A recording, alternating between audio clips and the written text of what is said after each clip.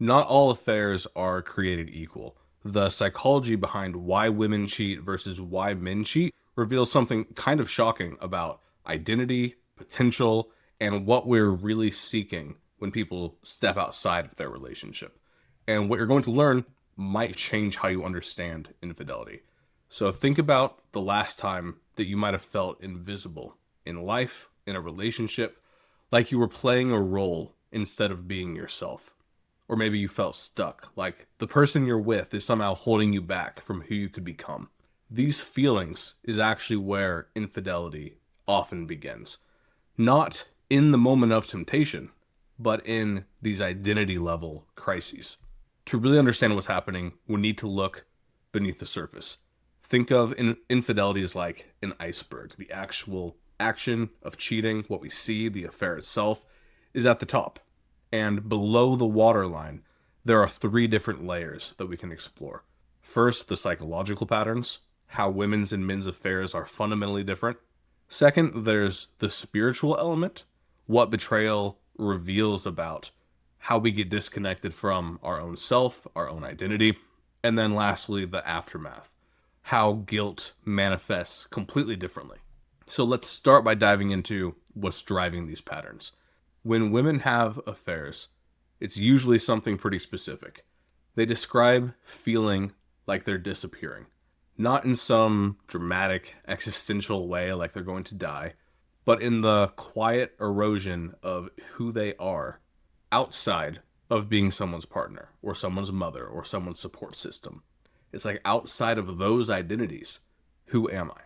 The affair is less about the other person and more about reclaiming a space, like a pocket of existence, where they can remember what it feels like to be seen as themselves rather than as a role that they're playing.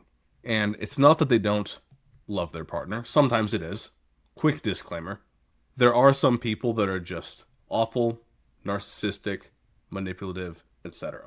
This is describing more of those middle cases where there is some rationale behind what led them here. So for these women, it's not always as if they don't just love their partner. It's that somewhere along the way, the relationship started feeling like a cage, and the affair partner starts to look a lot like a key, like it's a way of stepping outside of the bars. And what they're seeking isn't even a new relationship exactly, but it's just the breathing room to find themselves again. And for many women, I feel like the chaoticness and the breaking rules element of an affair is kind of a rebellion against feeling like they have to always be the ones doing the right things, taking care of things, and just being wild and free, which is often something that the man of the relationship fell in love with to begin with, is what's driving it. Now, men's affairs tend to follow a different trajectory. When men step outside of their primary relationship, it's often because they've hit a ceiling in terms of who they can believe they can become. The partner they're with starts to feel like an anchor when they need a catalyst.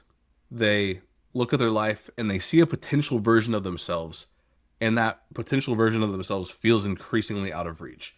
And they start to believe that this relationship, the woman they're with, is the one that's holding them back. Now, this isn't about the partner actually limiting them. It's about the man's relationship with his own potential. But the affair becomes the story he tells himself about breaking free from limitation and moving toward who he knows he could be. He feels like he's closer to himself with the affair partner than he does with his wife. From a psychological standpoint, these patterns align with broader research on what drives infidelity. Statistically, men tend to chase sexual variety and validation, the feeling of being desired, powerful, relevant, ego-driven in a way that often bypasses emotional connection. Many men can separate sex from intimacy, which is why they'll rationalize an affair as not meaning anything, even when they acknowledge that it is a betrayal. Women's affairs are much more likely to be rooted in that emotional disconnection. They cheat when they feel invisible, unheard, or emotionally abandoned in their primary relationship. So that affair partner for them isn't just offering sex, they're offering presence or attention, the kind of intimacy that makes them feel again. Sometimes the affair is less about finding something new and more about using another relationship as a bridge out of the current one. Whereas for men, there's often something about the affair that makes them feel like a man again.